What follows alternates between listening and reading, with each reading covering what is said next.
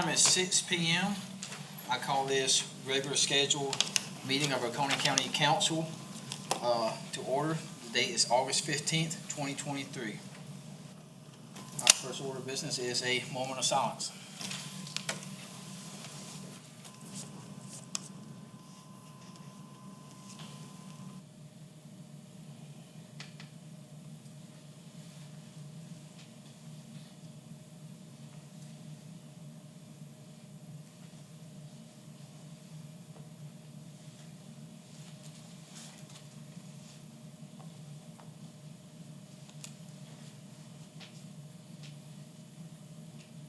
Mr. David Rick, would you lead us in prayer? Yes, sir.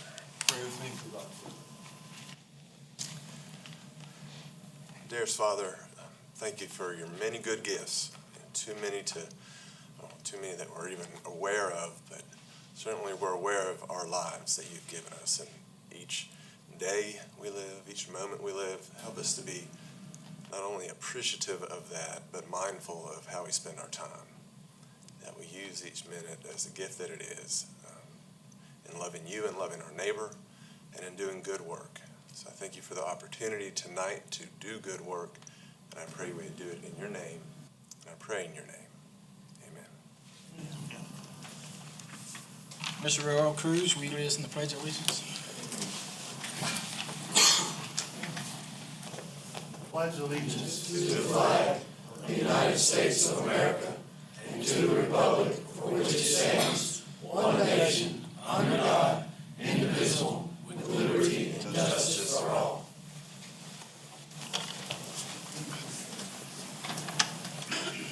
Okay, before I continue on, I need to make a motion to amend the agenda for the proclamation of Mr. Lamar Bales until a time when his family can attend. I'll make a motion to strike from the agenda proclamation 2023-05. Second. Any discussion on it?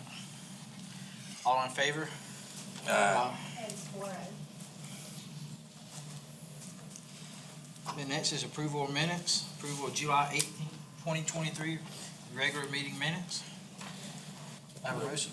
Make a motion. Mr. Hart motion. Second. Second by Mr. Elliott. Any discussion? Any changes? Hearing none. All in favor? It's 4-0. Have presentation to council. Christ Central Ministries, Oconee, OARS update. Mr. Ashley Williams, Director. I should have extra, actually. More than.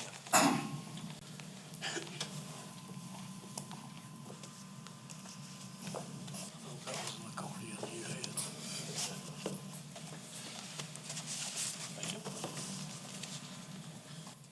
Good evening. How are you today? Good.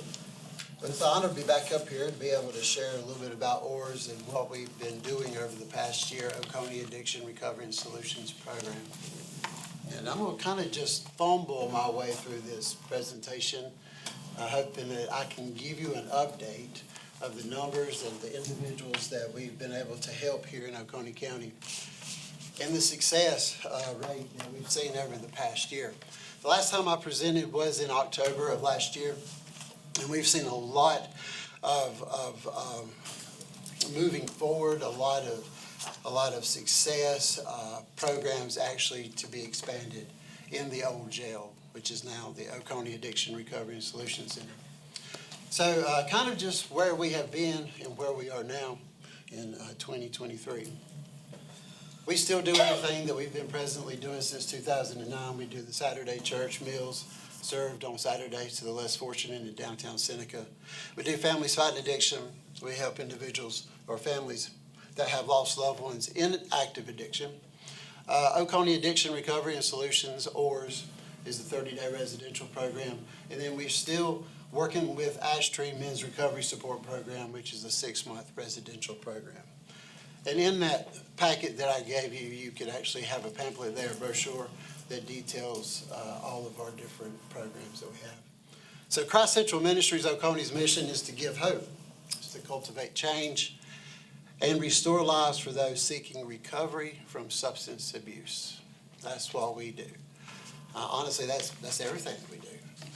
Even from our feeding programs, there's a reason we're out there feeding on Saturdays, is to give hope to those in active addiction, and hoping that we can even help those with mental illness and finding some way of moving forward, finding a better way in life also.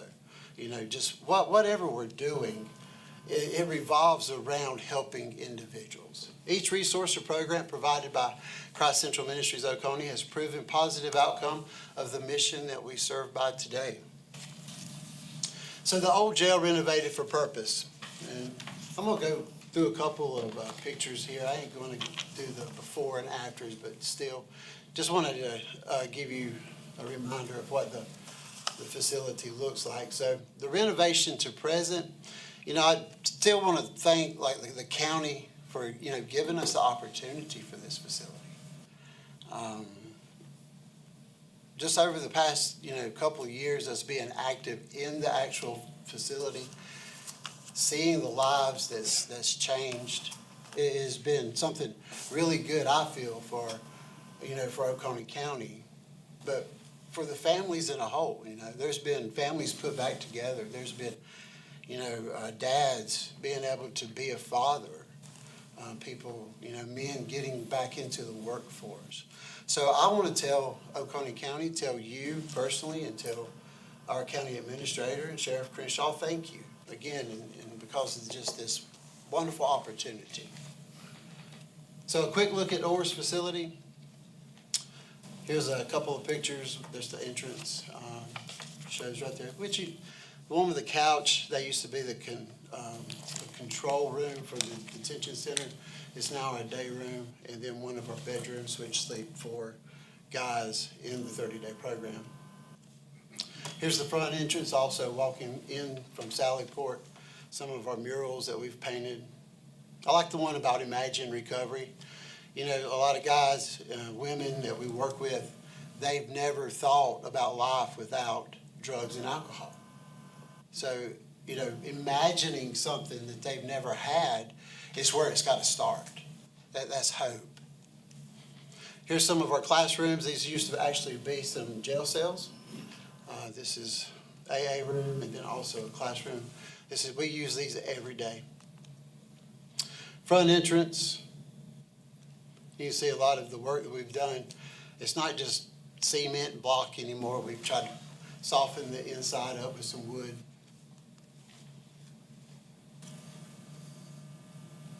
So our present endeavors right now. Well, we do have the working in with the COSAP grant, and this is the one that was approved by the county several years ago. It's the Comprehensive Opioid Stimulant and Substance Abuse Site-Based Program, COSAP. They've actually changed the name and changed the word abuse to substance use program. Just kind of changing some of the language, not being so intrusive of the way that they're presenting substance use or substance abuse. So now it's COSAP. I think I like COSAP a little bit better myself.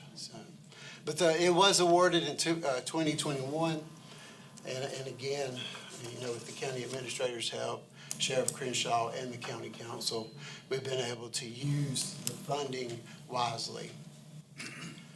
So the actual grant was designed to implement a collaborative intervention strategy that addresses substance use disorder, pre-booking or post-booking treatment alternative to incarceration. We work hand in hand actually with the detention center. We work with individuals within our community. We work with probation and parole. We work with DSS. We work with our different agencies here in Oconee County.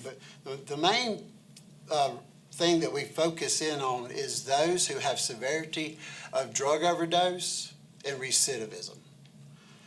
That is our population. That's who we target. Anyone that is severe potential drug overdose. There are many people that I do assessments with who actually, when they get up from an assessment, and I know that I can't bring them into the program at that moment, I know that they're going to go get high again. That might be the last time that they use. Because the drugs that are being used today, you never know what they're using. They don't know what they're using. And this is something that we see every day. So typically, an inpatient residential treatment is the avenue choice for individuals with severe addiction, high risk of overdose, or mental instability. Clients live at the Oconee Addiction Recovery and Solution Center facility for 30 days or more and may transition to a halfway house. Clients at OR's facility are with 24-hour supervision, specialist care, and counseling. Currently, OR's has 4 full-time staff, and we're about to add 4 more. So OR's began taking clients into the 30-day residential program on January the 24th of 2022. So what has been done from January the 24th of 2022 is clients we have served is 110 clients. I mean, this is great because most of the guys that we work with are from Oconee County. We have actually done 170, I believe it is, ORIS or assessments to have an individual come in. Now, out of the 110 clients, we've actually been able to graduate 78. That's fully finishing the 30-day program. 78 individuals, okay? That is a 70% success rate. Our national average is 43%. I believe the biggest thing about this is we're getting them within community. We're allowing each of the individuals to kind of grow with the other. We're putting them in a place that they're supported. And then when it's time for them to transition, we're helping them to move forward. And we're seeing a lot of success. So I'm going to go over the numbers just in 2023. The first quarter, we had 15 clients come through. Second quarter, 18. The third quarter, we did have 12. Right now, at ORS, we actually have 14 individuals living there. This is kind of just a pie chart, some of the different things that we kind of show. ORIS 170, that's the assessments that we've had, rate 70%, graduated 78, clients 110. Now, voluntarily admitted, so we had 60 clients who voluntarily admitted. Court-ordered probation was 50, drug court was 3, DSS 2. And then here with these numbers, they left early voluntarily with 16, dismissed 14. So the thing about that is the individual, they have that right to leave that facility if they want, if they're not wanting the help that's being offered. But one of the great things that we've noticed is they come back. It's like once they find stabilization there and they see the success that they could have and they leave, they actually come back wanting more help or wanting the help. So we actually go back through the assessment and we possibly can get them a bed or find somewhere for them to actually go into recovery into another program. So post-graduation, those who have graduated, we've had 33 to go home. Some of these numbers do overlap. So no home was 9. Some went to Ash Tree, about 25. Transitional home, 7. Next steps, 19. Now rearrest was 13. Overdose, non-lethal, 2. And then we did have 1 lethal overdose, 1. And out of 110 individuals with those type of numbers, what we're doing is helping. We really are helping individuals here in Oconee County. Even though that there was a relapse of 22 or rearrest, a lot of those guys have come back. They're back in the program. We see them in the support groups. They're serving at ORS. I mean, it's amazing. You build this community and they want to stay involved.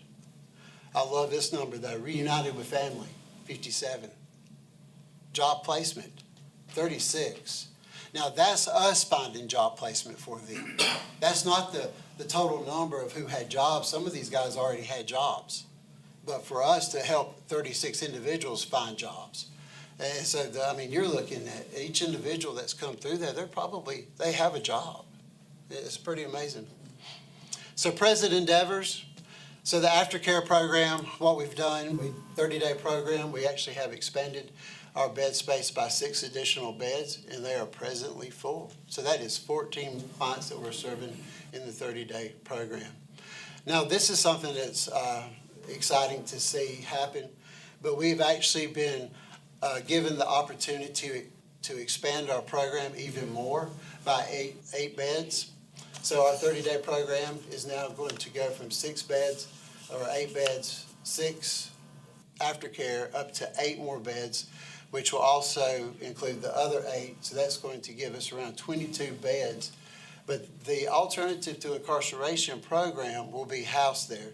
And what this does, and you have an actual printout in your packet there, an individual at the time of arrest, if they want help, they can actually choose to come to ORS instead of being arrested.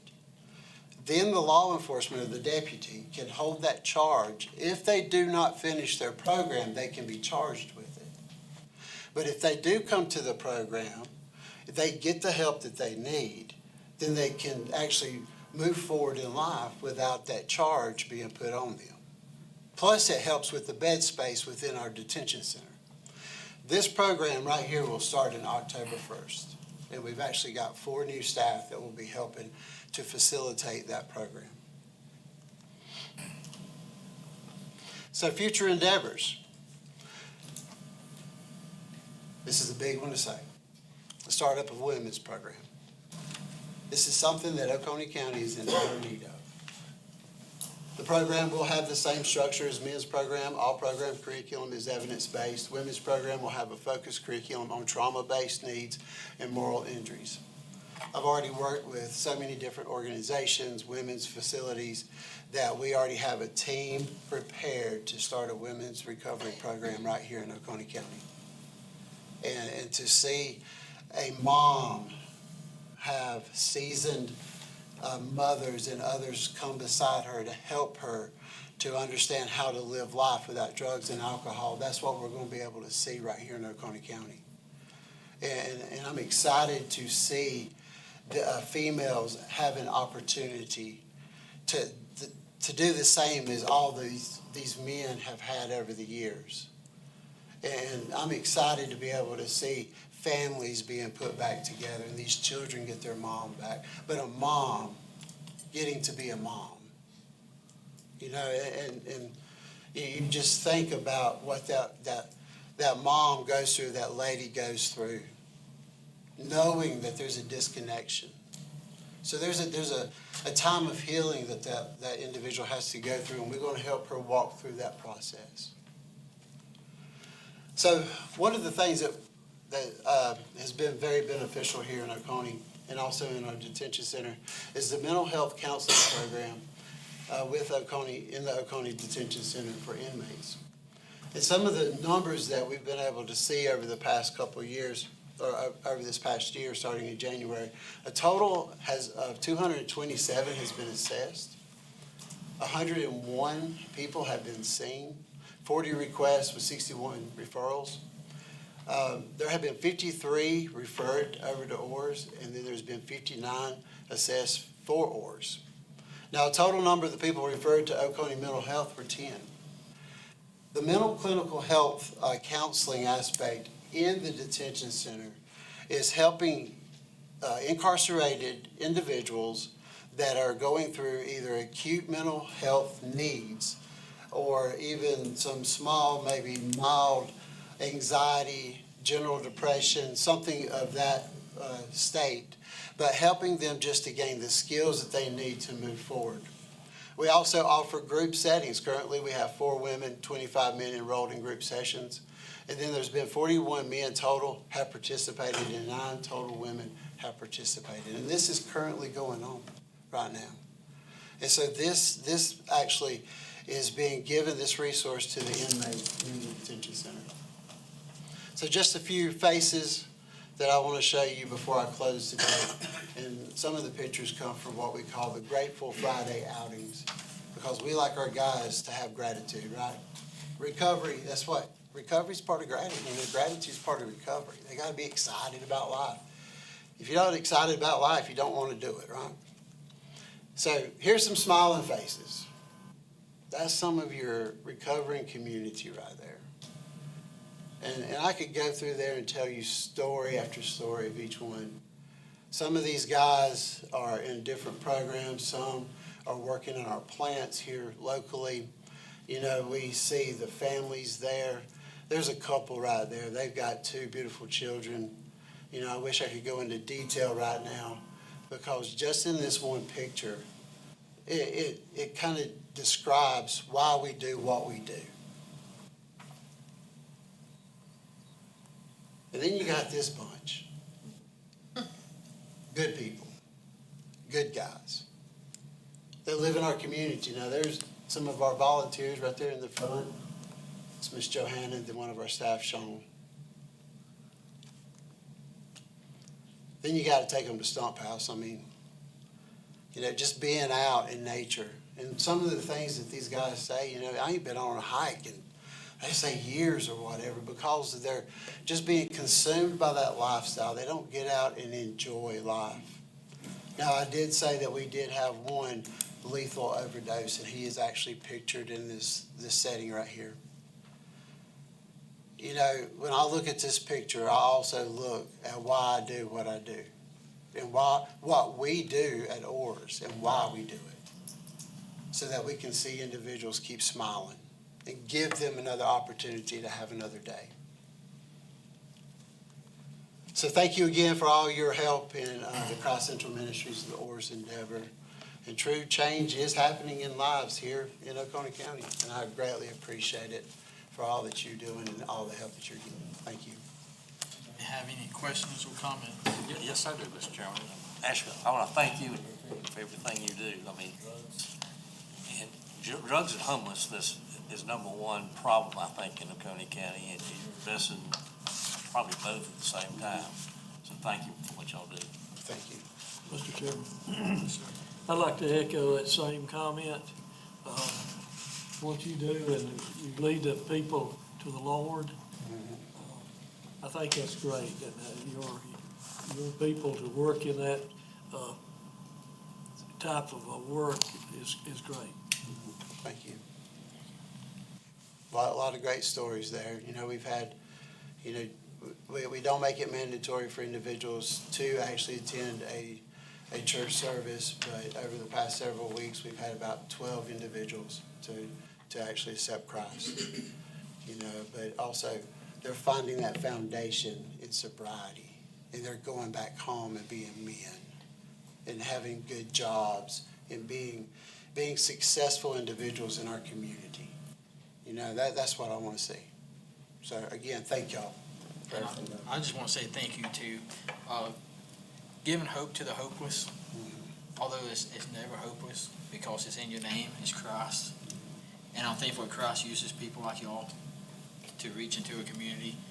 And I was thrilled to see about a women's program being developed, because that is desperately needed. You know, there's a lot more attention seems to be focused on the men with addiction. And that's one of the number one concerns that I hear from people when they call me. And that's great news. Thank you. Great, thank you.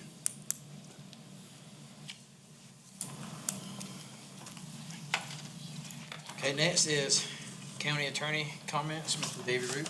Yes, Mr. Chairman, thank you. Just briefly, one item that relates to one ordinance and a resolution that's in front of council this evening. This regards Project MAID. It's Main America, MEYN LLC. And it passed, in May, the initial agreement. We've done some revisions to it. The documents we finalized late, in fact today, this afternoon, and so that's why I wanted to speak to it. They're in the backup material now, but the revisions, and I'm going to ask Mr. Gilbert from the Oconee Economic Alliance to come and kind of run through it real quickly. The revisions are just to take into account a reduction in the purchase price so they can pay for some of the infrastructure that's going to be needed, as well as a license, that's by way of the resolution, to allow them to start some of the grading work and do investigations at the property. Naturally, if something goes wrong, if we don't close on the property, they'll have to fix everything back to the county standards. So we're covered in that regard, but it helps the project to keep moving while we're waiting on the ordinance to revise the purchase agreement. So because that'll take 3 readings. Mr. Gilbert, please.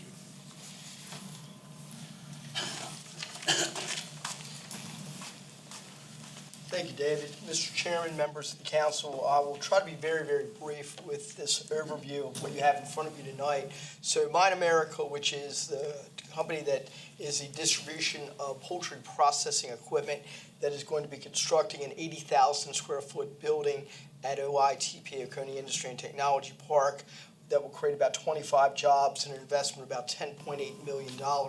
You approved for them an agreement back in May that included the purchase of that land. When we met with you in executive session, when we briefed you on the project, I guess back in March or April, one of the things that we talked about was that it would be, the county would be the one responsible for infrastructure, roads, water, sewer at the park. We take it to the property lines of the companies that commit to going to those locations.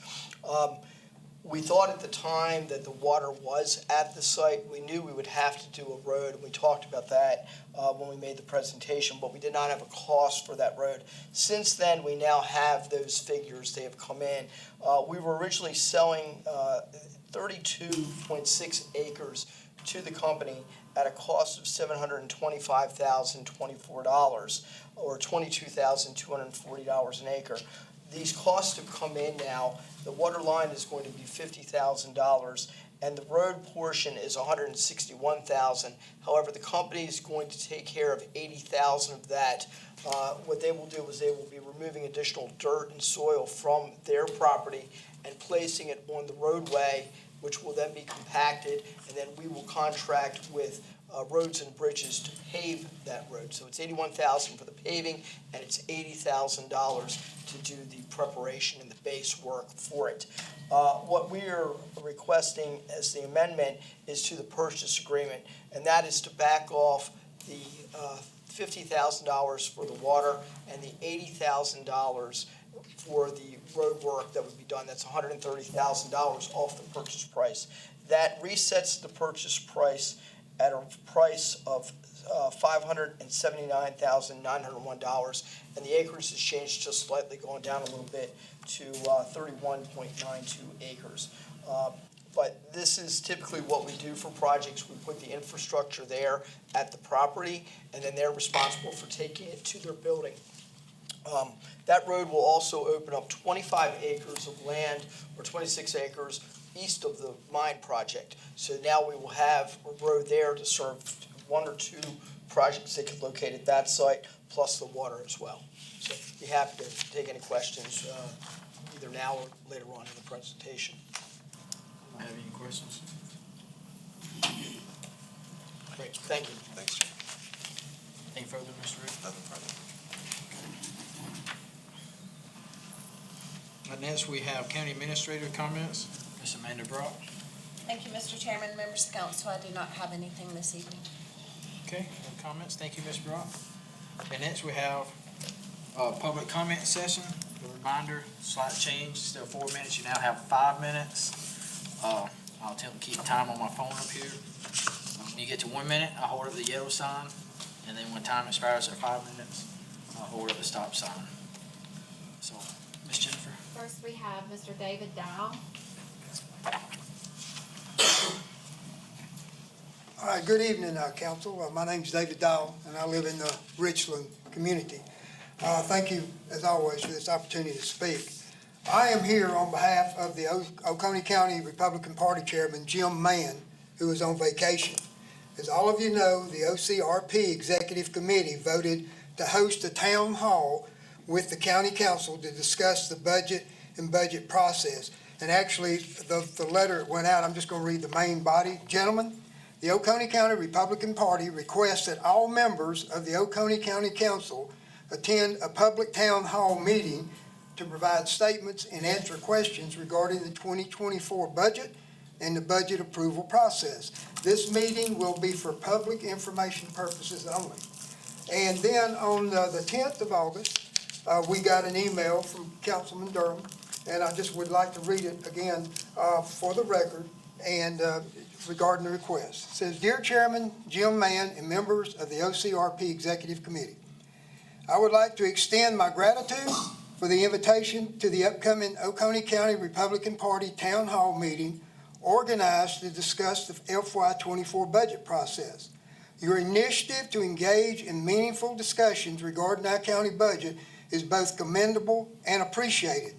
You may not be aware, but if all 5 county council members participate in a town hall meeting, it would constitute a quorum, and the meeting would be deemed a county council meeting, necessitating compliance from the South Carolina open meeting laws. Upon reviewing the details of the invitation and considering the circumstances, I regret to inform you that I will not be calling a special council meeting to accommodate your request. As the chairman of the Oconee County Council, I am bound by the responsibility to ensure that all county-related meetings adhere to the relevant legal requirements. I wholeheartedly support the idea of fostering open dialogues and providing opportunities for public participation in the budget process. I would like to assure you that the Oconee County Council is actively engaged in addressing these concerns. We have regularly scheduled bi-monthly meetings during which public comments are welcome. Furthermore, our ongoing budget amendment process will include 2 public hearings on September the 5th and September the 19th, providing ample occasions for the public to contribute their insights and concerns. The letter goes on. I have been informed that the original motion from the County Party Executive Committee was to invite Mr. John Elliott and myself for a town hall.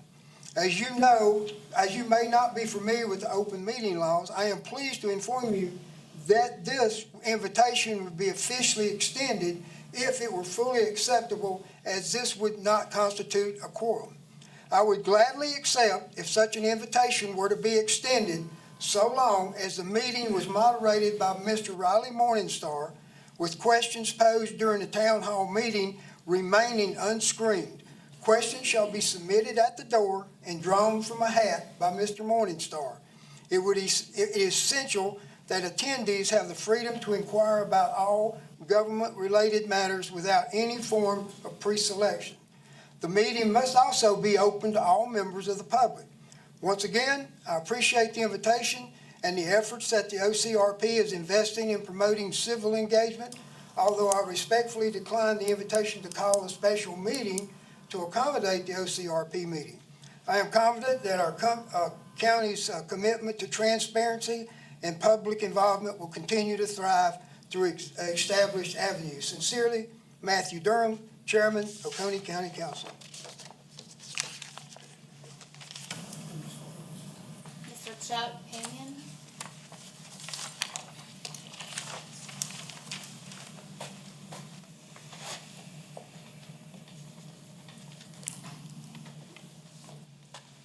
Thought y'all were gonna comment on that too, but,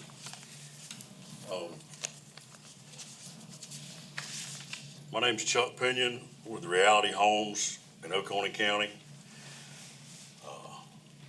I've built 150 homes in the last 6 years. My dad was H.D. Pinion, passed away a couple of years ago.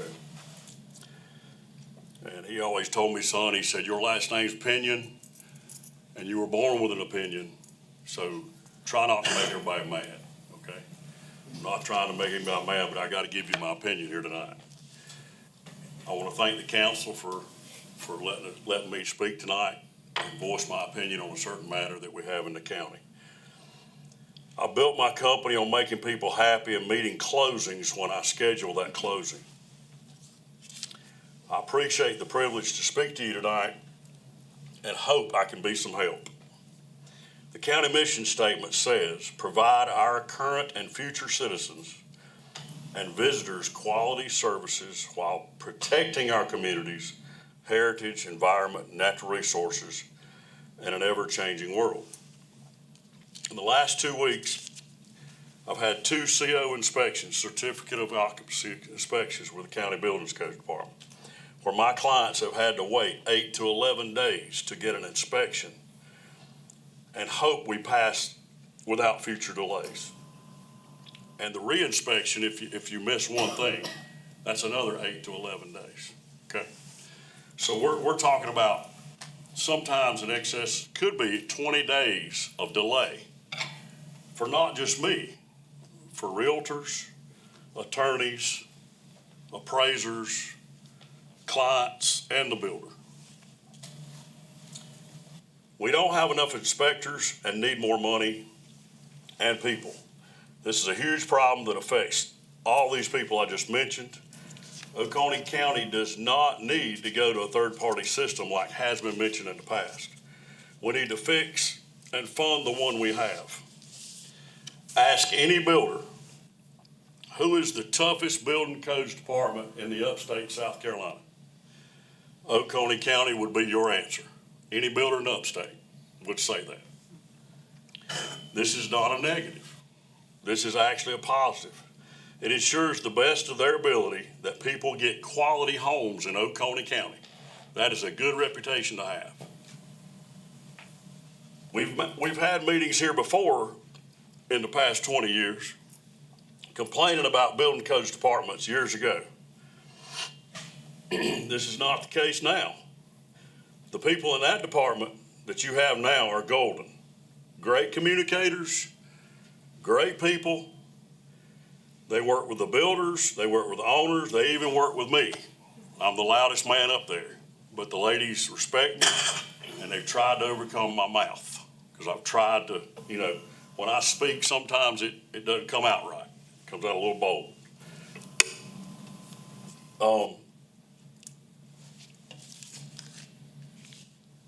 Compare the counties, okay? When we have a county inspection, to give you some insight on how good this county is.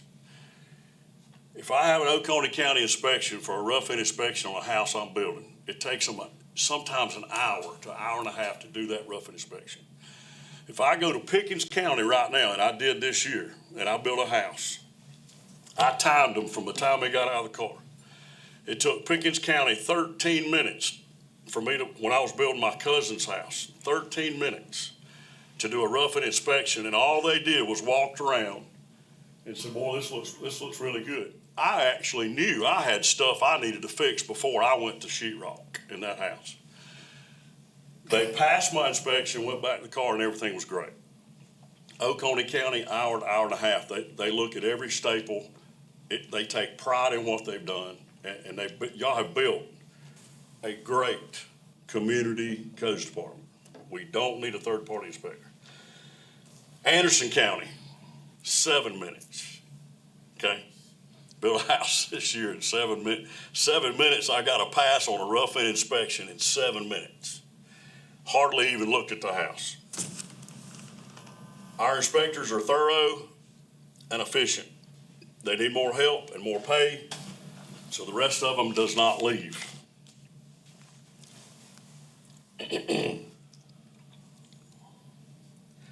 We need more funding and more people. Our company currently has 70 pre-sold contracts, and we need help in fixing the staffing in Oconee County Buildings Department.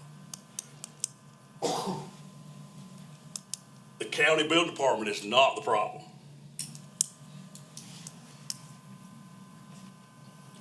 At 7:15 Monday morning, I got a text from one of the only ones left at the building codes department that said, I'm headed to your job at 1029 Hickory Woods Road in Walhalla, South Carolina, and I'll be there in 10 minutes. At 7:15 in the morning. County don't even open at 8:30. So they're on overtime. They're working right now as we speak. They're doing CO inspections as we speak. I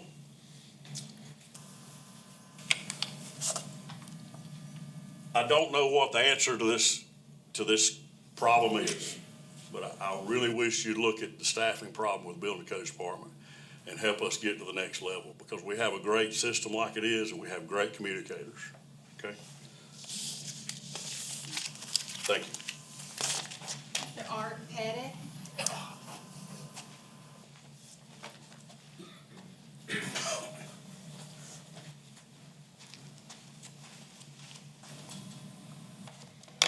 My name is Art Pettit. I'm a resident here in Oconee County, and I've been in advertising for 40 years, and I'd like to address the ban on the permits of billboards in the county. And I ask that you'd give it a second look and realize how many people and businesses it does affect in a negative way.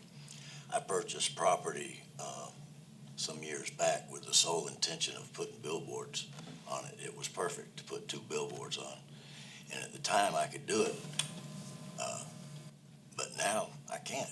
I feel like my civil rights are being violated because of this. This source of revenue has been cut off for my family, and I'm suffering in that way because of it. I had this property surveyed at the time. It was surveyed with the billboards in mind. There's a process involved with that, and this was done at the time, but now we can't do that. And I don't think we should let the voices of a few naysayers dictate policy on things like this. Some people say, they're ugly, but these same people, when they need a gas station or a motel room or a place to eat, they use them. And I think that we realize as a country that the voice of a few people that think they're woke are going to dictate things to ruin the lives of many other people. I think we realize how far that's gotten us lately. You think about the property owner where the billboard is, most people don't even consider that person. Well, that person might be an elderly retired couple. There's some income right there where they lease that spot out for those, for that advertising company, and it comes in every year. The people that build the billboards, the people that service the billboards, electricians, there's a lot of people involved there. Then you have the people that advertise, the businesses in the county. They're local people trying to generate business and sales for that business to do well. And I just want to ask the county council to give this a second look and realize how this affects a lot of people in a negative way.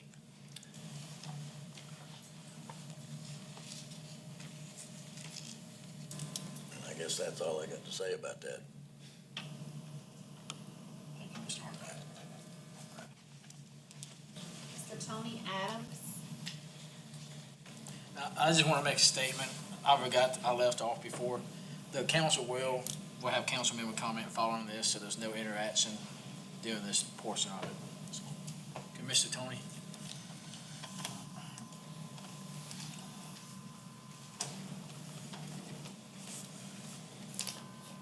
Appreciate you letting me speak. I had not intended to speak tonight, but after attending the Budget and Finance Administration Committee meeting, I changed my mind. The council members, county staff know that I'm not often complimentary. But I think compliments are in order tonight. From a county taxpayer's perspective, sitting through your presentation, made me feel like you were being good stewards of our public money.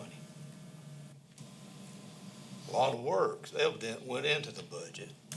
Council members, county staff, and I for one appreciate it. Thank you. Thank you, Mr. Adams. Mr. Roger Norwood.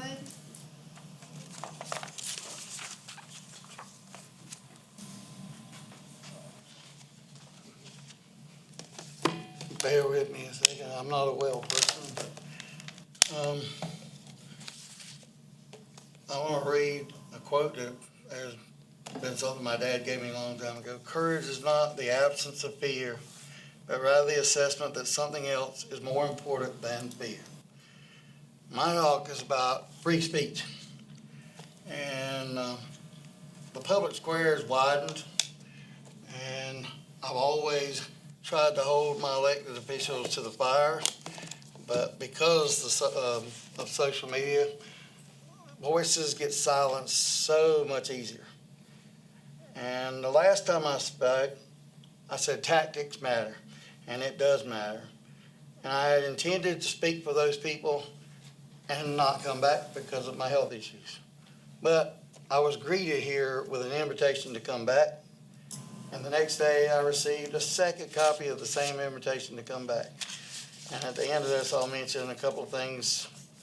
I'm not going to embarrass the person who gave it to me. But the things that I'm concerned about is you're not speaking with the OCRP, because I have a concern that 3 of you belong to a social club, that called the OCC, and every time you 3 get together with that meet, that also would constitute a quorum because it's the majority of the council. And therefore, it's also a meeting. And so unless one of you bows out on all those social meetings, then those two need to be public attended. Free speech matters. And my invitation was lacking specifics. And so I couldn't address it. And the person that gave me my invitation reached out through an email address that I only gave to the OCRP, which wasn't proper. And I did offer that I was willing to talk about specifics. But it was going to have to be in a public forum because for 3 years I have been mocked. I've had platforms that I tried to reach out to the Christian community to get them involved in politics that was falsely shut down and then reinstated by Facebook and other groups. Free speech matters. And yet one group that talks about free speech the most wants to silence people who would point out that they don't believe in some of the behaviors of these council members. As my dad said, if you're in leadership, you should respectfully listen to the criticisms of those that don't like you as well as those that do. And I have not been bashful about talking about people's behaviors I do not like. And I always talk about the public things that are out there. Everything that I've discussed for the last 3 years has always been things that's been in the public square, which now includes Facebook, the Twitters, and everything else. But it always, for me, started with the newspaper. The people of Oconee need to hear this group speak. And if it has to be two of you, fine. But it needs to hear this group speak and to address the budget. The other thing that also gives people a speaking opportunity is this loan that the county wants to go in debt for needs to be put up for a vote in the county. It doesn't need to be something that is decided on here because there are people in this county like myself. Because of my medical issues, I spend 20% of the money that I get from my disability on my medical conditions. 20%. I have a lot of issues, but I am actually a small amount compared to some of the people I've met. So there are people like me that are interested in hearing what you have to say. We want to hear it in public. We want you to make a case for what you're deciding to do and not just decide. We want to know why. And I'm going to leave a book with the lawyer for you guys, and if you don't like it, you don't want to keep it, give it to the library because I used to teach this class. It's called The Laws of Leadership. My favorite chapter is one on respect, and I appreciate you giving me a chance to teach, and I hope that those of you who never read this book, read the chapter on respect. Mr. Luke Moore.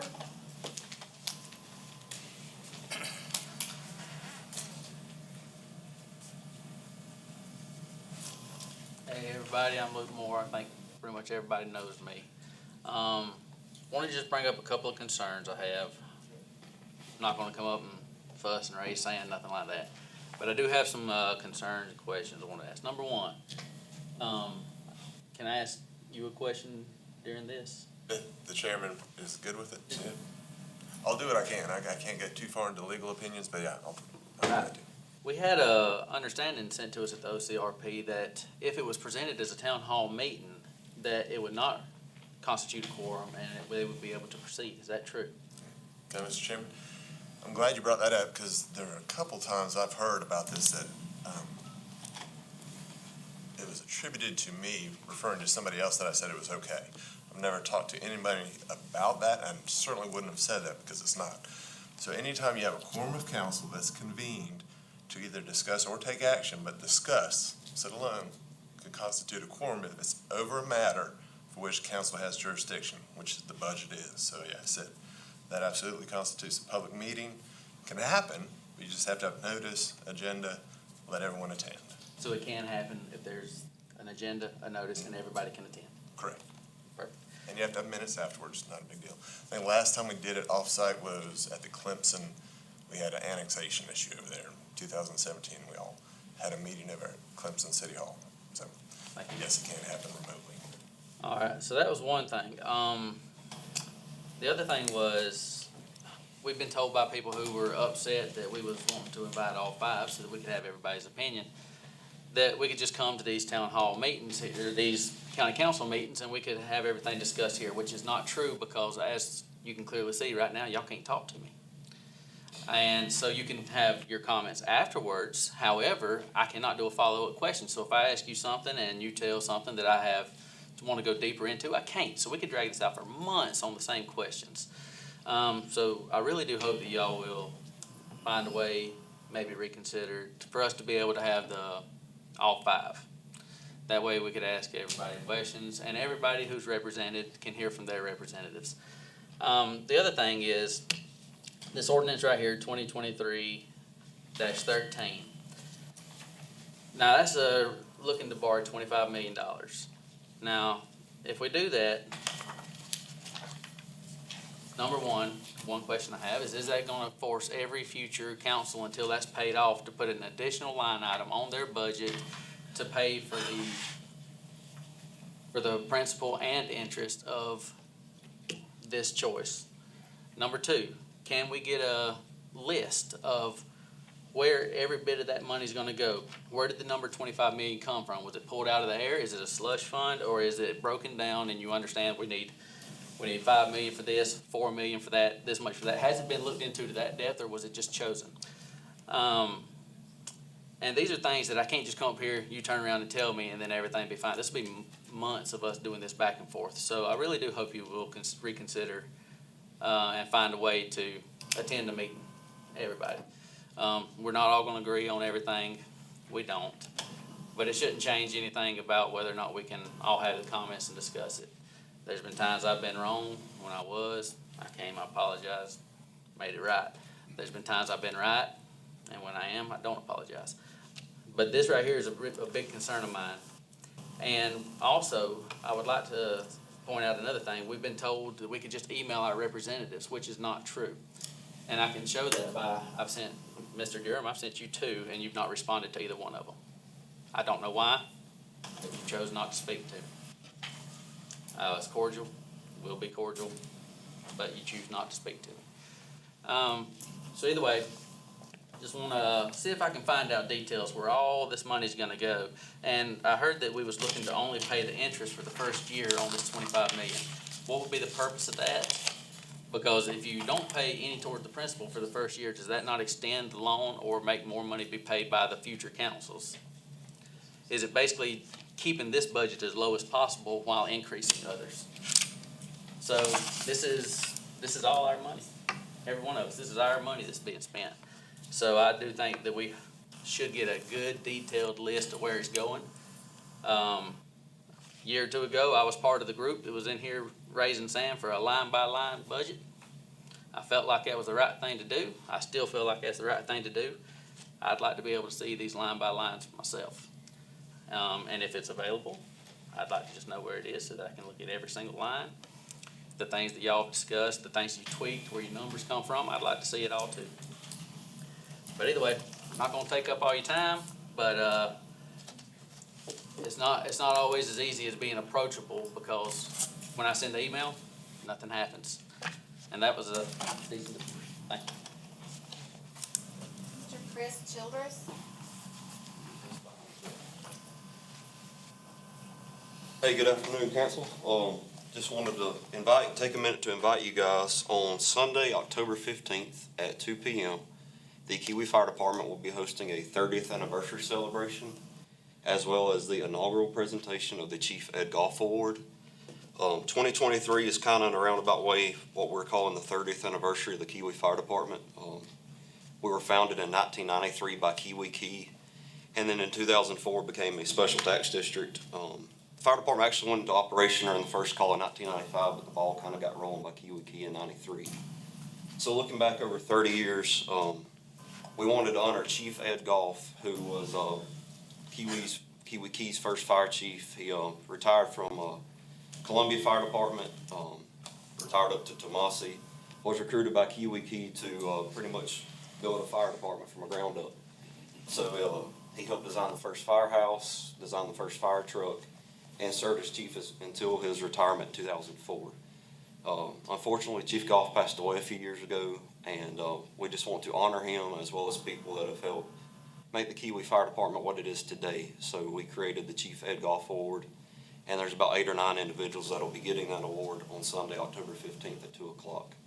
And hope you guys can make it. It's open to the public as well, and look forward to having some people there. I'll give these to Mr. Root to hand out to y'all. Yes, sir. That's all, Mr. Burke. That's all.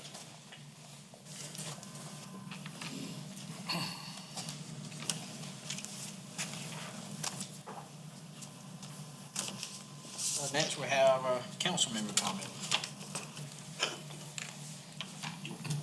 Excuse me, you want me to remind you? Oh, yes, thank you. So I have a letter I'm going to read for public comment. Thank you, Mr. Elliott. This is from Ms. Nanette Alexander. This is an appeal to Oconee County Council to start a true return of our nation to its proper role according to U.S. Constitution by way of local organized petitions carried out by a local elections commission and then sent to our governor. To make ourselves heard, we need strong petition powers in understandable terms that would address and correct the various true U.S. constitutional errors already done over the nation.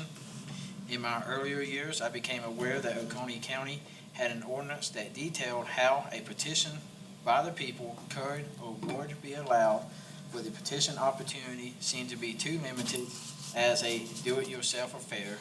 I am not sure if petitions are even mentioned anymore in the present ordinances. Thank you for listening. Again, that's Ms. Nanette Alexander. Okay, council member comments?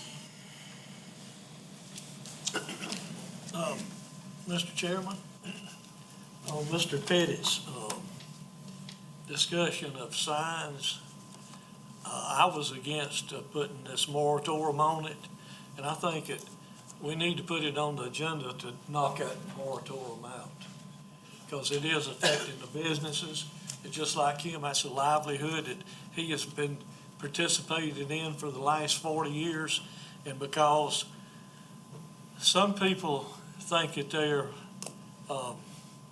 ugly, and I even had one to say they were unsafe, but they didn't have any reasons or any evidence to back that up, because I've checked the Google on it, and it said that there was no evidence that billboards had caused any safety issues. I take that over other people that don't want billboards make up issues like that. So I'd like to see that put on our agenda next time. Any other comments? Well, I was gonna comment, but he left. Mr. Norwood. Okay. Any further comments? Okay, I have a couple. Mr. Root, did you say that no one from the Republican Party had contacted you prior to the invite? Well, I don't know who all's in the Republican Party, but I think that as to that, I think I spoke with Ms. Brock, you, council as a whole. That's all of it. Okay. Did not speak with Mr. Mann or Mr. Moore or anyone else. Mr. Chuck Pinion?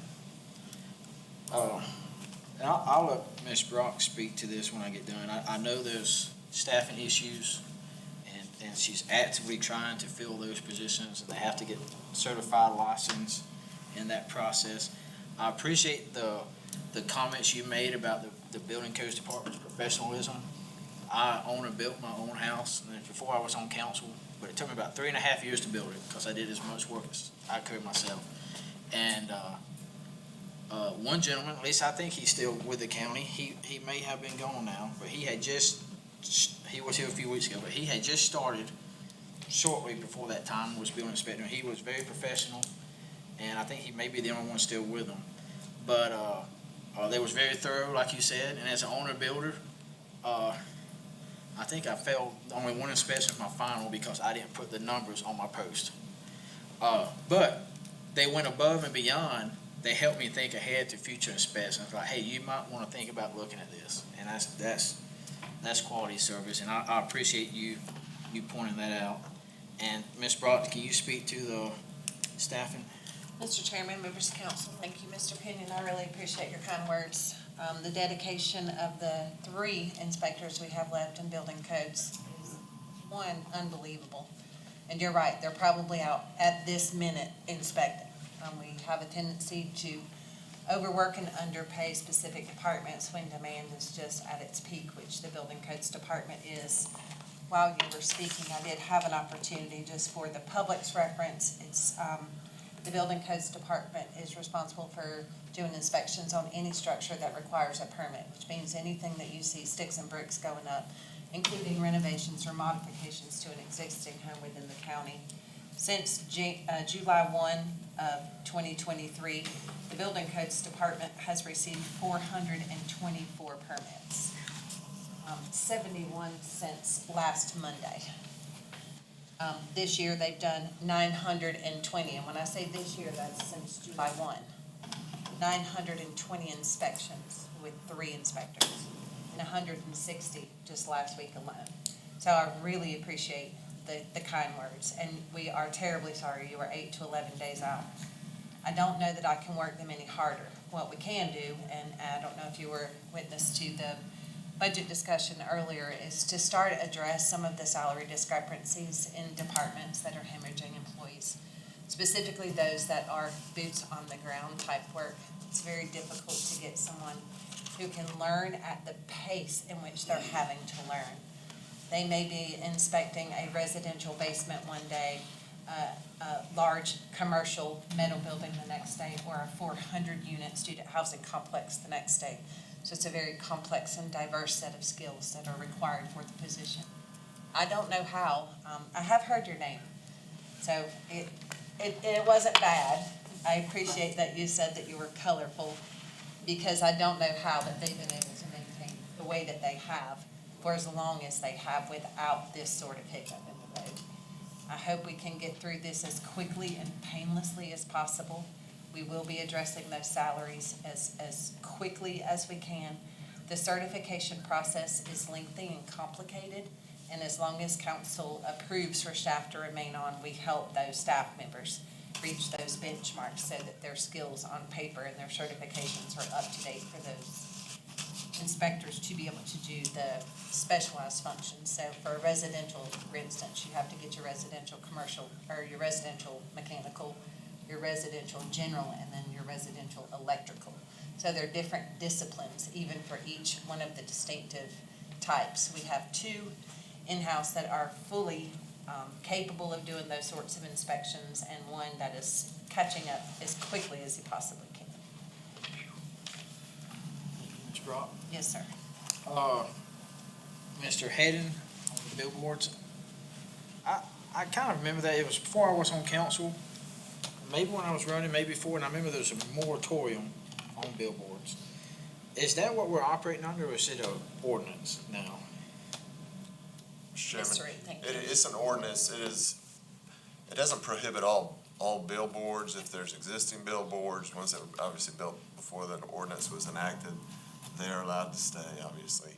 There is a size, I want to say 33 square feet. If it was less than that, then that it would not be defined as a billboard, so it would be allowed. But the traditional billboards in the unincorporated areas of the county were excluded, going forward. So yeah, it's been an ordinance prohibition. Was it just in Highway 11 scenic corridors, or was it? No, sir. It was throughout the county, yes, sir. But I believe you could have it on the interstate. Yes, there's a window on I-85. I can't remember the distance, but yeah, along, or I think visible from I-85 you can have it. Okay. Ms. Brockman, put you back on the spot again. I know you probably have it memorized. If you don't, then that's fine. I have it somewhere in my notes, but can you relay to the public the county bond schedule and the way that is gonna operate in the next several years going forward. And Mr. Root may be able to chime in as my after-the-fact public comment editor back. I do rely on him to make sure everything I say is factual. His understanding is legal and more in-depth than mine. But as a cursory stab, Oconee County passes the bond ordinance, and the bond ordinance is allowing us to go and actually get bonds, receive the interest rates back, and establish our bond rating, which will be done by a standard ordinance. That event will happen in September. After the September time period, we'll receive basically bids on the bonds. We have outside attorneys who specialize in doing this. Any payments for those bonds would be a levelized payment, which council would be able to choose such. I did hear the rumor, also, Mr. Moore, that there was some discussion of an interest-only payment. I will say on behalf of council and Mr. Reed, I hope you don't mind, I have not heard that, so that has not been a discussion here at this level.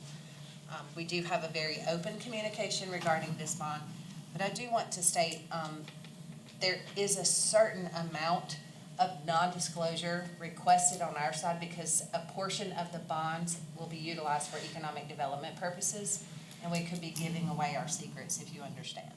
So there'll be a certain amount of that will remain confidential. The remainder of that is for the upgrade, maintenance, operation, installation of wastewater system improvements, which of course is sewer. Thank you, Ms. Brock. Any other comments? Hearing none. We have no third reading of ordinances. We have the second reading of the following ordinance. Ordinance 2023-13.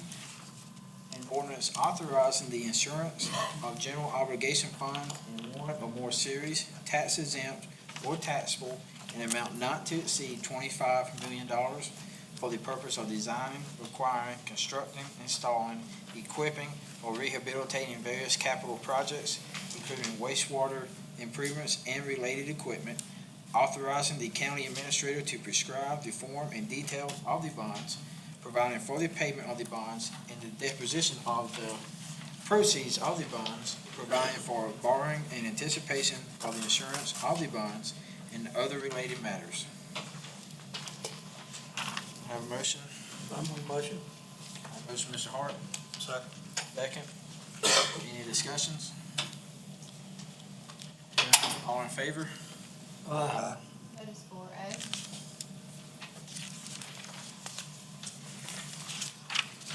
I have first reading of the following ordinance. Ordinance 2023-14.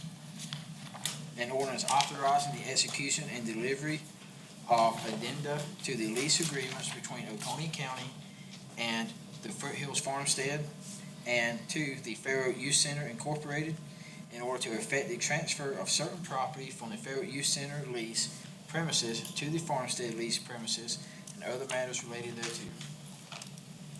Make a motion. Motion, Mr. Elliott. Second, Mr. Hart. Any discussion? All right, hearing none, all in favor?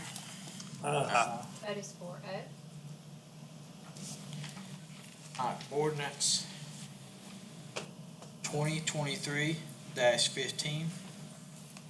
An ordinance authorizing the execution and delivery of an amendment to purchase and sale agreement by and between Oconee County, South Carolina, and Mine America LLC, and other related matters. Motion. Motion, Mr. Elliott. Second. Second, Mr. Miles. Any discussion? All right, hearing none, all in favor? That is 4A.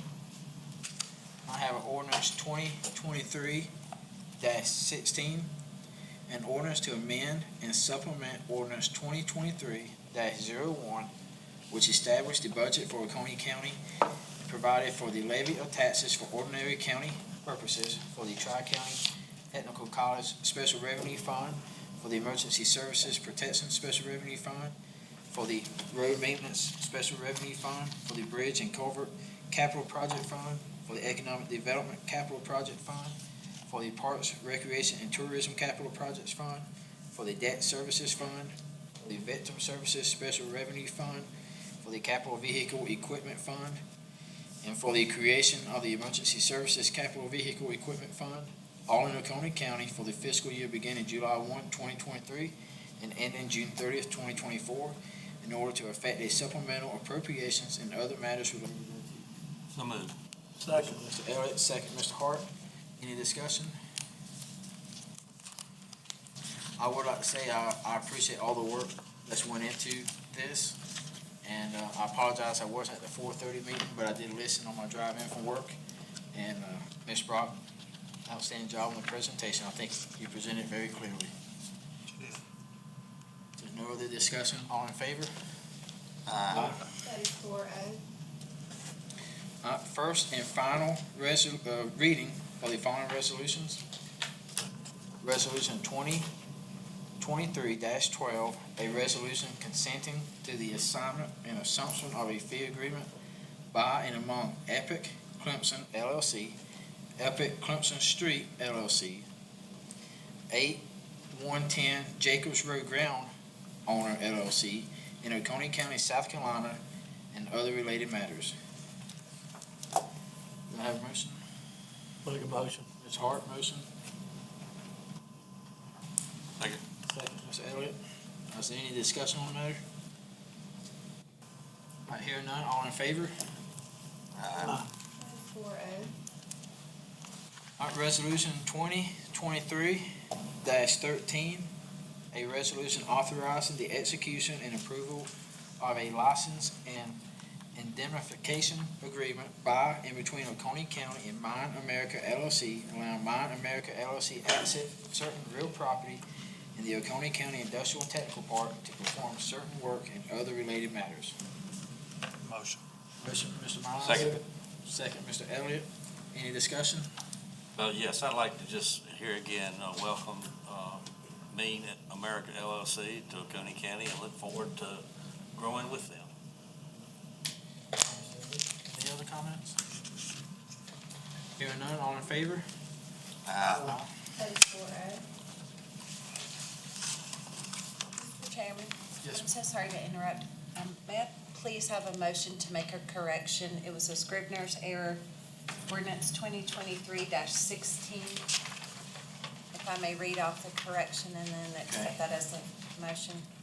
I don't know what. Community health, it wasn't included on the agenda. I just want to make a clarification. Okay, so, I'm terribly sorry. the community health, fund was not in that motion that I just read? It was not on the agenda. So that was just an oversight on our part since we had made a correction to the ordinance this morning. Okay, what's the full name of the fund? Community health It's and? Community Health and Community Services Fund, as well as the General One-Time Capital Fund. Those are in the ordinances in the back. They're actually in the ordinance. This was so- not read on the record. Right. Okay, so, I just want to make that verbal correction. We don't need to amend anything. The ordinance included those are approved, just so for the public, as discussed at 4:30. It included new funds, the creation of the Fire Emergency Services Capital Vehicle and Equipment Fund, the Community Health and Community Services Fund, and the General One-Time Capital Fund. Those are new special funds to go along with things like the Parks and Revenue Capital Fund, things of that nature. They're included in the ordinance and backup. I guess it just didn't make it translated to the agenda. Thank you. Yes, ma'am. thank you, Ms. Brown. Okay. Discussion regarding action items. Discuss and provide opinion on request to name an unnamed tributary of the Tugelo River as Cherokee Creek for federal use as forwarded by the U.S. Bureau of Geographic Names and the request of the Cherokee Creek Boys School. All right, so I open this for discussion. Does anybody have any comments or suggestions? Does anyone know exactly where this is? I read the email material, but not entirely, no. It's up Cooper Road, or a lot of people call it River Road. It runs right beside the river coming out of Yonner Dam and coming into Lake Hartwell. It's up that way, probably 2 miles up Cooper Road. And I looked at it on the tax map, and if it doesn't have a name, personally, and the boys club is there and they want it named after them, I'm fine with it. Okay. Do we need to make a motion on this, or? You make a motion, it could be one of three things: to approve the name change. Obviously, we're not the final decision maker there, but submit it to the U.S. Board on Geographic Names. You can make a motion to approve that name change, reject it, or make a motion to say we have no opinion. And, so you have three options. I make a motion that, we, agree with the name change and forward on to the appropriate party. I second that. Second, Mr. Elliott, motion, Mr. Hart, second. Any further discussion needed? I think it's an appropriate name for the creek. All in favor? That is 4A. Next, we have purchase order of 55251, or LS3P Associates, Phase 2. That's Alexander Cannon Hill House renovations, change order number 1. Department of Oconee PRT High Falls. The amount original purchase order was $28,800. Phase 2 change order number 1 is $67,500 for a total of $96,300. Procurement was approved by council in fiscal year 2022, 2023, and 2023-2024 budget process. Budget $96,300. Project cost $96,300. Funding is from the local ATAX fund, $28,800 fiscal year 2022-23, and Parks and Recreation and Tourism Capital Projects Fund of $67,500 from fiscal year 2023-24. It's the staff's recommendation that council approve change order number 1 to PO 55251 for project phase 2 in the amount of $67,500 for a total purchase order amount of $96,300. Authorize the county administrator to execute documents for change order number 1, PO 55251. Can I have a motion? So moved. Motion, Mr. Elliott. I'll second it, but, Second, Mr. Hart. but I have reservations about this. We're gonna be spending, looks like, $96,000, and that's for somebody to go in and say, yeah, you know, that wallpaper back in 1861 had more flowers on it. And is there gonna be a nail driven in by this, or is it, the way this thing talks to me, it says that we're not, this is for people to come up there and look at it, and they're gonna watch the people that do it. So we're gonna be looking at another probably $100,000 to $200,000 for the construction to be done. Is that true? Sir, I'd like to address first the wallpaper. This is an architectural firm and engineering that the county went out to bid and used them. They have found that the structure is not structurally sound. When it was moved in 1971, this house was built in 1831. Oldest residents in the area came from Old Pickens. It was moved by Duke to High Falls County Park. It was then turned over to the county, and we have to maintain this building because it's on the National Registry. In the years that we were not here, Phil or I, different park rangers worked on this building, and it was not structurally done correctly. So it originally went in there that we were going to put the offices upstairs and the downstairs be interpreted in the gift shop. But once we got in there, we found out that there's main beams that are cut. A big post beam, if you've ever seen constructional design from the 1800s, it was cut and a 2x4 put in there. So this house, the upstairs is unsafe. This firm is not only the architectural firm, but it is also the engineers that are telling us what we need to do. They are not telling us what kind of wallpaper we need to put in there. They're telling us how to make this house safe and stable so we continue to be there. Is there gonna be any nails driven? Yes, sir. There will be a construction, and that will come back to you once that goes out to bid. That's what I was saying. This right here is just to pay somebody to go in there and tell you what to do, and we'll come back and we'll supervise the people that you hire to do the construction. Is that the way, that's the way I understand it? Yes, sir. You voted on this company to be our architectural firm on call. What is the historical significance of this house? This house was in Old Pickens. So before Oconee split, Old Pickens was the center, and this is the oldest house. But other than that, it's just the oldest house. It's the oldest house. So It was first owned by Alexander, it was then owned by Cannon, and then Hill, and then the park system. So are these famous folks? It depends on who you ask. If you ask people from Pickens and Oconee that have their heritage here, yes. If you ask people, outsiders, I've only been here 25 years of my life, no. I've been here my entire life. I've never heard of the house. Well, if you come by the park, it's the main house in the park, so. So if we go about this, is it gonna be money well spent? I mean, other than you'll have a gift shop. Historically, yes. So interpretive, yes.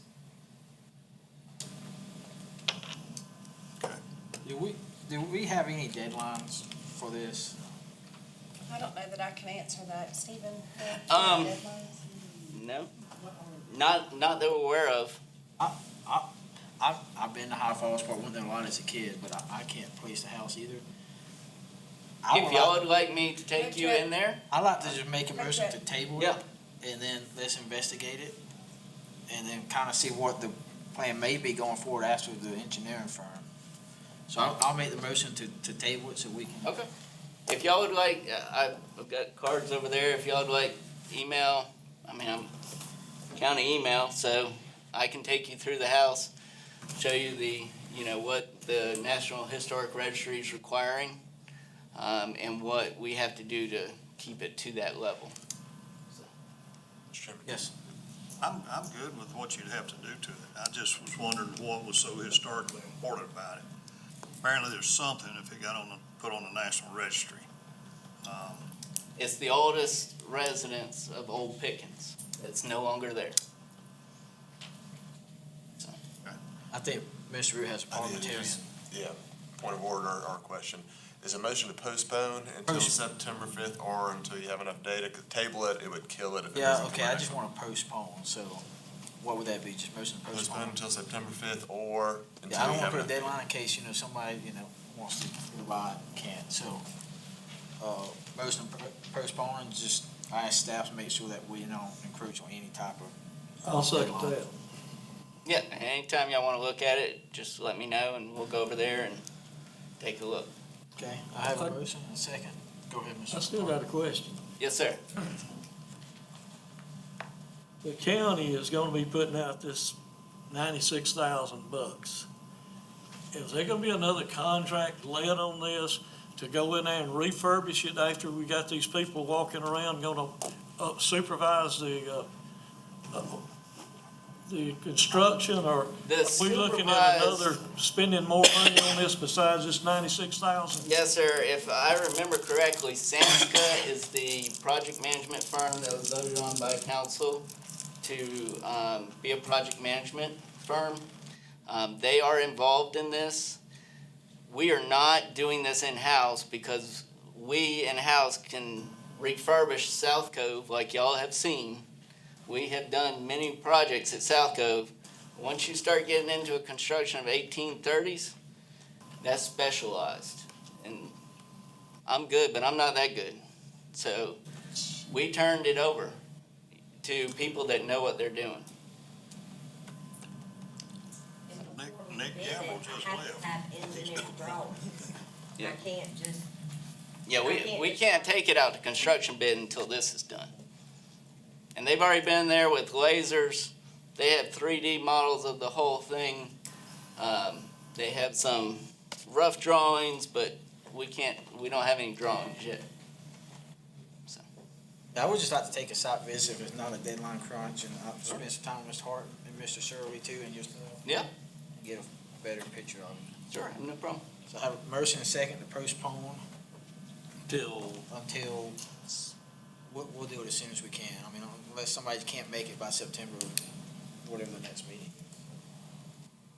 Huh? Go with everybody? Yeah. All in favor of postpone? All right, thank y'all.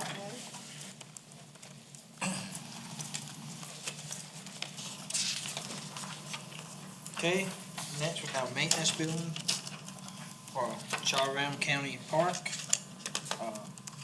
Amount of $364,259.27 with a 10% contingency of $36,425.93.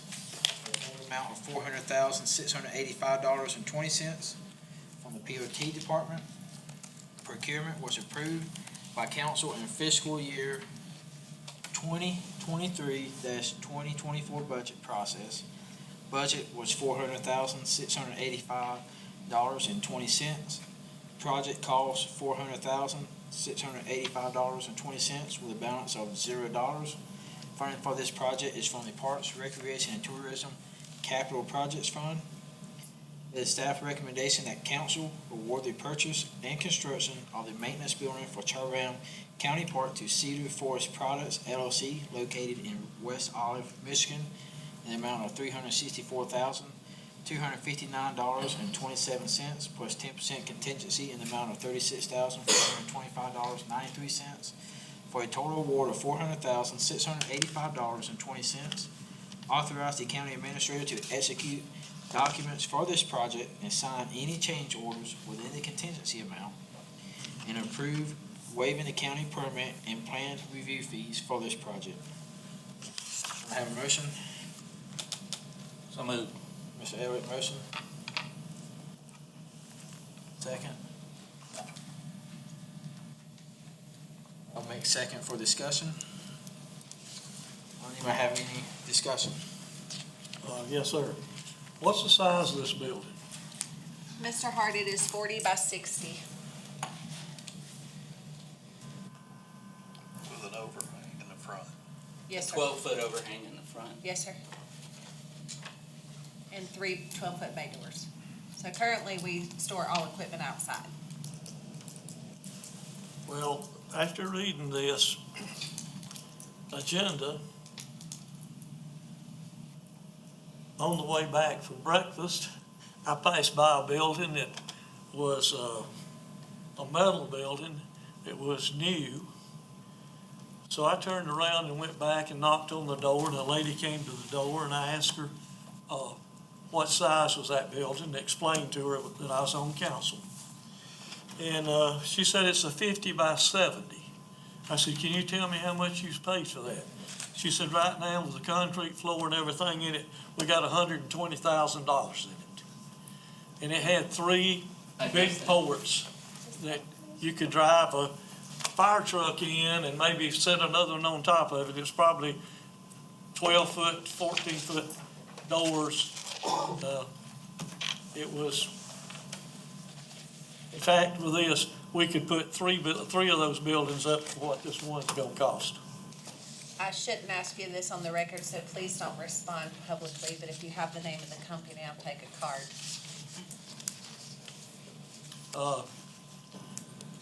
I don't know the name of the company, but I do know the name of the man that's got it, and I'll be more than glad. In fact, I would invite all council members to ride by and look at it. And Mr. Shudd is back. Stephen, say your Where name is for it? the record, please. My name is Stephen Scott. I'll tell you after the meeting's over, okay? Okay. I'll give you the directions and where it's at. All right, sounds good. So I read the backup material, and I looked up the company, and I saw the government conglomerate out of Texas with a bid, and then to Michigan. This is expensive for a 40 by 60 building. Like, I was surprised too to see only 200 amp service to it, so I don't, it appears that it would be just for storage. How did we spec this building out? I mean, Is it an architectural design that's driving the process? So they don't do the engineers until we actually sign the contract. We have conceptual. And I saw that, you know, it's hard to make out. How many bids did we get? On contract, I'll let you. It's actually a cooperative. Can you please have the state your name for the record? Thank you. It's trying to pop them. So, basically, it's on a cooperative agreement, so it's been bid nationwide. So we can actually tag on to those the same way we do state contract. So this is the same company that did High Falls. So to kind of keep everything uniform and looking the same at each park, we chose to go with this company. And this is a full turnkey finished. Yeah. This includes HVAC, the insulation. I want a 40 by 60 building. If this is the going cost, I will never have one. So does this includes? This is also commercial and not residential. Oh, So this isn't just a metal storage building like I put. This is stick back built of my with metal sides and metal roof. so It's is not is a it Bennett pole barn? building. It's a stick built. So it's It's not framed out? poles. It's actually, It's A not stick. like a Bennett building or, I don't know the other names of them, like up here in West Union. Like a Hoover or? Yeah, Butler? no, Hoover's not what I'm talking about. it It's has to the- be commercial. I'm thinking the tubing, metal tubing building. But you seem like you could build a red iron building for much less than that, which would be commercial. I don't think so, but Why did we open up to this conglomerate versus open up a bid process locally? So trying my to thing find is- somebody to do the job at Chaw Ram, where there's rock, is difficult. But we're doing the site prep. Correct. Correct, but they still have to put in footers and all that, which goes straight into rock. It's a monolithic pour. So if we do go and we bid it, I'm gonna have to have engineered drawings, which is gonna cost From that same So- company. either that company or Thomas and Hutton, so we're gonna pay that. Then they're gonna do the specs, then I'm gonna bid it. I can go that route. What building was built at High Falls? Was it similar? It was the Point Shelter, the one that's been all over social media that's had 100,000 views in the last week. I'll do whichever way you guys want me to, but I'm gonna come back with, Is it a decorative design? I guess that's what I'm asking. Or is it a No. storage No. facility? It's not there. Almost read like the siding is like your, or better like in terms, chicken house metal, ribbed metal. Right, a little thicker. It's not a standing seam roof or nothing like that. Right. I don't know, it may be standing seam. Can I make a comment? Yes, sir. For this kind of money here, you could build a chicken house. I'm not in the chicken business, but we'll take that into What- thought. What equipment were it stored? Bill, I'll let you hit on that. Tractors, All the park equipment, lawnmowers. tractors. So they don't have anywhere to store their toilet paper, enough toilet paper, so that's one bay of the storage. Chemicals to clean. Remember, there's an expansion that was just done at, Chaw Ram, and there's a master plan too. This is just the start, so, What, is the whole building climate controlled? Or Yes. just a portion? yes. Why did we choose to do that? Because if you're storing chemicals and things of that nature in there, they will degrade a lot faster if it's not. It not be petitioned out to where you got one area that is heated and the other area where you, lawnmower sitting, it won't be Yes, sir. uncomfortable by the cold weather? But if you're if you're an employee in there, on the non-petition side in a metal building, and the heat that we've had the last couple of days, I know I have a metal garage, and it's been hitting 130, 140 in there. What is that gonna do to the vinyl seats and everything else that's on your tractors? And I'm now having to look at other storage options for a lot of my stuff.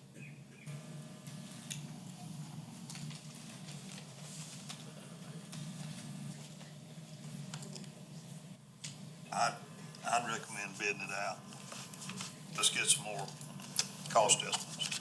That's So what I recommend. we will have to come back with an engineering, which will be an additional cost. Not necessarily. Some of the buildings that you buy, that are steel, they furnish the engineering plans with them.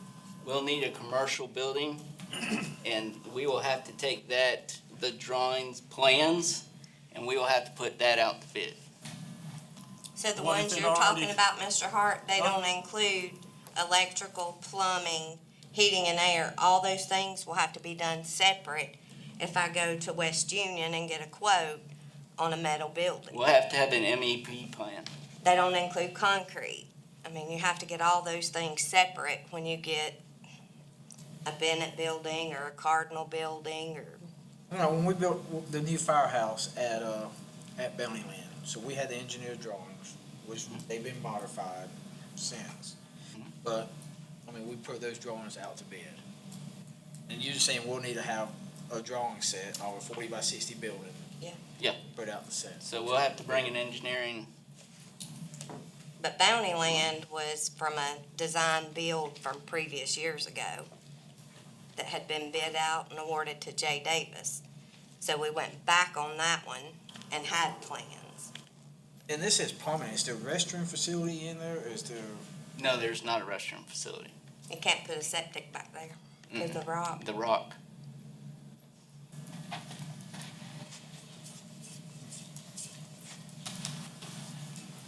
John, you got any thoughts?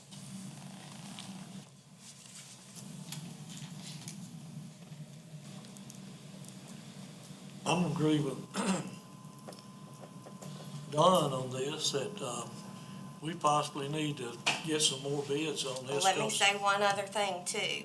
So we just did a bid for the superintendent's house remodel. We had 9 companies come out for the pre-bid. It's a straightforward bid. We got 1 bid. Yep.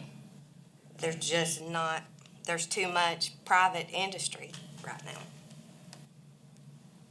So this would bid out in a completely different way with that Houston, whatever. Correct.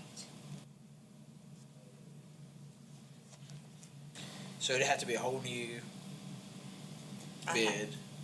Will a new bid automatically kill this bid, procurement wise? I don't know how long they said they would hold their price. Normally it's 45 days. And I don't know that the contractor would be wanting to, hey, y'all go out another bid and then bring it back to me when nobody else. That kind of money, I think they would. I mean, I'll do it whichever way you guys want me to do it, but right now it's difficult getting bids. I mean, I understand that there's so much money put out there, but I just wonder if this company is gonna take the bid from Michigan and then rebid it out and sub it out locally. So A company called Bliss, is that the So one the that'll? Bliss is the local company. The product is shipped in. Then local companies do the concrete, the electrical, the HVAC, and all that. But they have to do it under the contract prices. Will you ask them if this is their best price? Yes, I always do.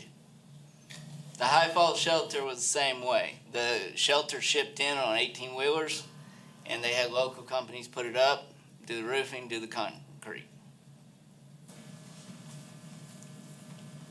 So this is stick built frame, 2x4, 2x6. Nah, I do. It might take me a second. I read all the stuff. What was that one?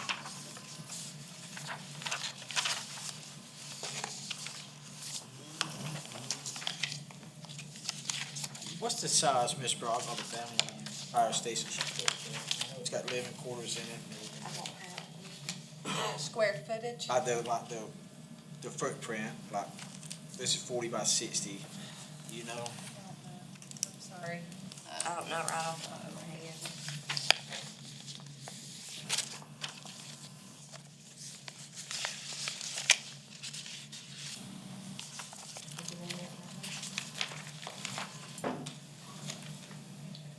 looks like they're gonna pour a monolithic pour, which includes a foundation and pad. Correct. Then they're gonna It use, depends on how much rock they hit. That could be changed, until you dig the whole site. could be the next rock quarry over Yeah. there. And then they're gonna use treated seal plates, 2x6 treated seal plates. And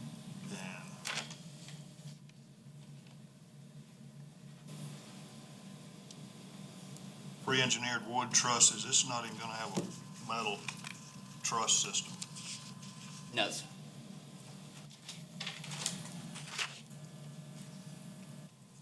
It's what I like to call a hybrid building.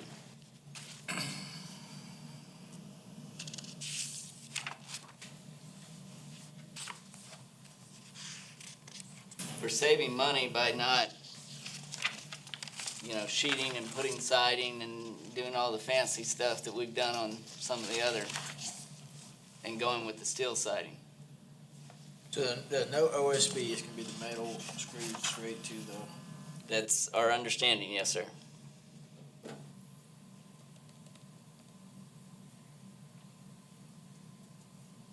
But until I get the exact engineered drawings, I can answer to the best of my abilities.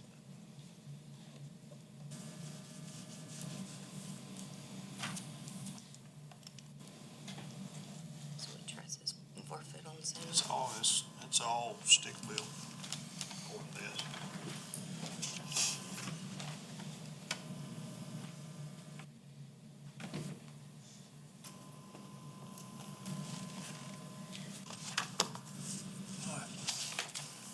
Heavy.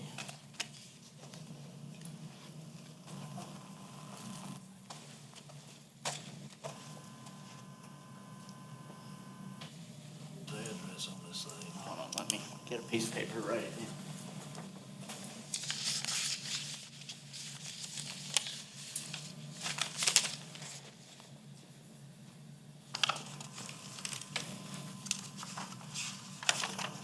Sorry, I didn't wear my glasses. Let me see it. I got it. Did you? I'll write it for you if you want me to. That's Seneca Drive? Yep, Okay. 508. And is that a commercial building or is it at a residence? It's at a residence, but that doesn't mean it's not commercial. Yes, sir. Okay. But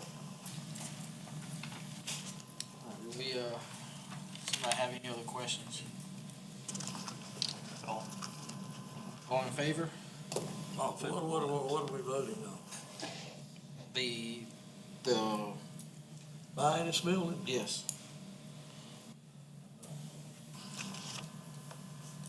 There's been no other motions, have there? I didn't miss that, okay. All right, so all in favor? All opposed? That is 1-3.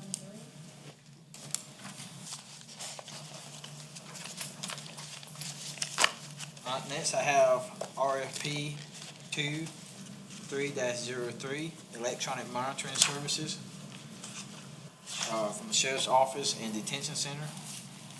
There is no dollar amount associated with this approval. When offender monitoring is required by court order, the offender representative is required to pay any upfront and monthly fees. It's the staff's recommendations that council approve the award of RFP 23-03 for electronic monitoring services to DCT Detection LLC of Seneca, South Carolina. And 2, authorize the county administrator to execute the contract documents and to renew this contract for up to 4 one-year renewals, providing the services provided are satisfactory. All right, I have a motion. So moved. Motion. Second. Second, Mr. Elliott. Any discussion on this? Hearing none, all in favor? Aye. That is 4-0. Request for council's approval to commit matching funds not to exceed $18,382 towards the Federal Aviation Administration grant offer for the Airport Improvement Program, Taxiway Pavement Rehabilitation Design Bid, project number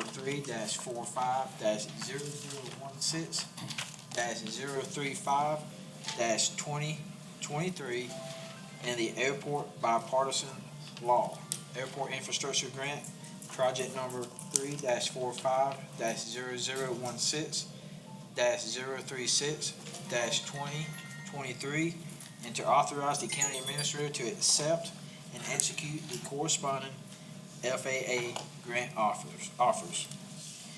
It is the staff's recommendation that council authorize County Administrator Amanda Brock to accept and execute the Federal Aviation Administration Airport Improvement Grant, Program Grant, offer project number 3-45-0016-035-2023, and the Airport Infrastructure Grant offer project number 3-45-0016-036-2023 for the taxiway pavement rehabilitation design bid project and commit $18,382 in matching funds. So moved. Is that right, motion? Second. Second, Mr. Mize. Any discussion? I got a question. According to these, federal regulations, does this qualify for a public hearing? The public notice will be posted on our website. Okay. But it doesn't. So if it's a runway or taxiway allocation is moving it somewhere or building something new, then in a major way, then it has that required public hearing on it. But we do everything. Yeah, that's what I was wondering, if they, since it's there and it's been there, why would you have a public hearing?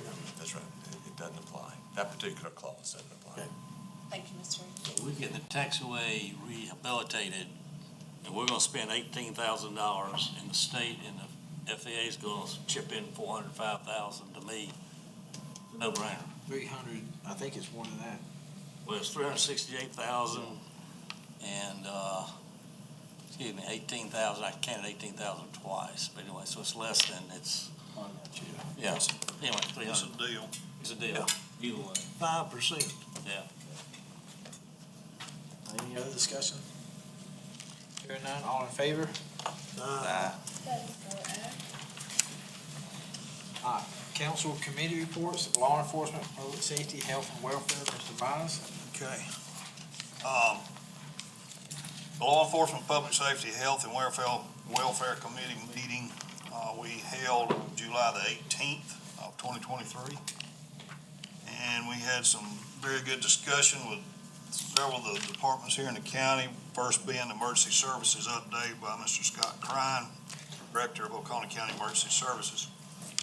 He provided updates related to staff shortages, employee training, employee retention, and the capital improvement plan within the Emergency Services Department, specifically related to firefighter positions.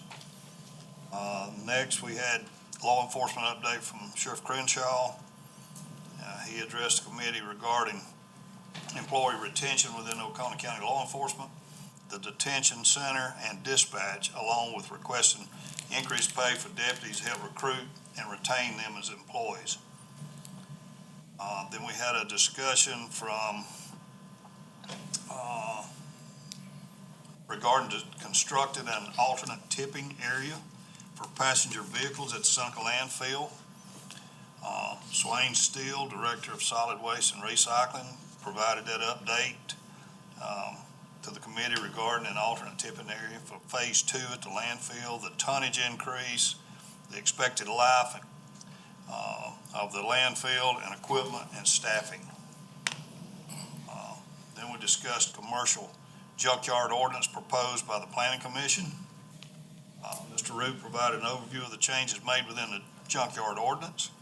And if committee instructs revisions are made regarding the grandfather clause and setback area restrictions, this ordinance will return to the Planning Commission for further review, then brought back before the committee for approval before forwarding on to full council.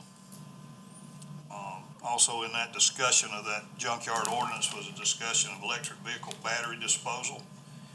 And Mr. Rick provided to the committee with updates concerning disposable electric vehicle batteries and how to best tie this topic into the junkyard ordinance. From what I understand, that junkyard ordinance will be coming back to this committee, Law Enforcement, Public Safety, Health and Welfare Committee.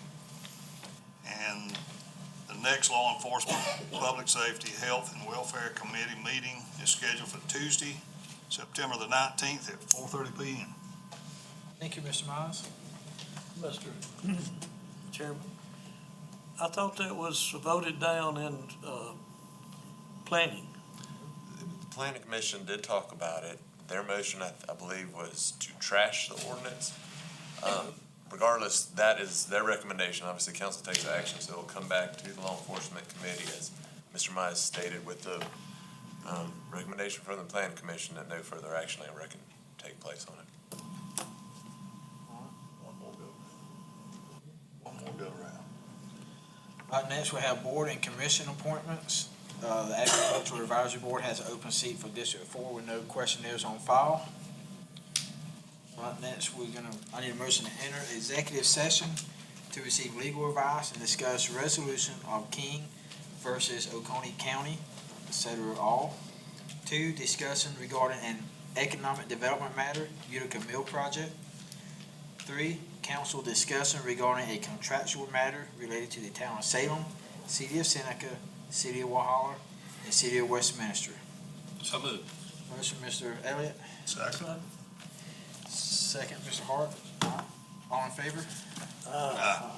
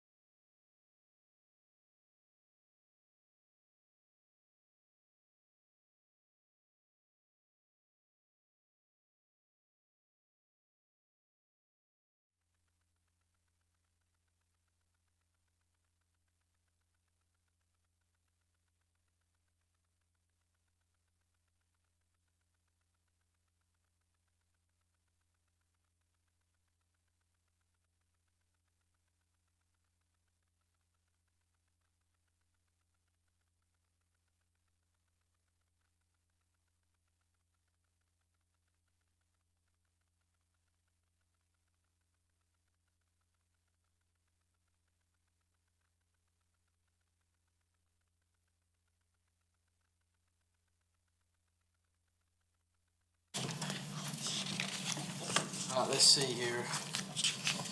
I need a motion to exit executive session. Second. Motion second. All in favor? Mr. Root? Yes, Mr. Chairman, we only need a motion on one matter. This is item number one, the receipt of legal advice for King versus Oconee County. I need a motion to approve the settlement of that matter for $10,000. So moved. Motion. Second. Motion second. All in favor? Thank you, sir. Need a motion to adjourn? Make motion. Second. Motion second. All in favor?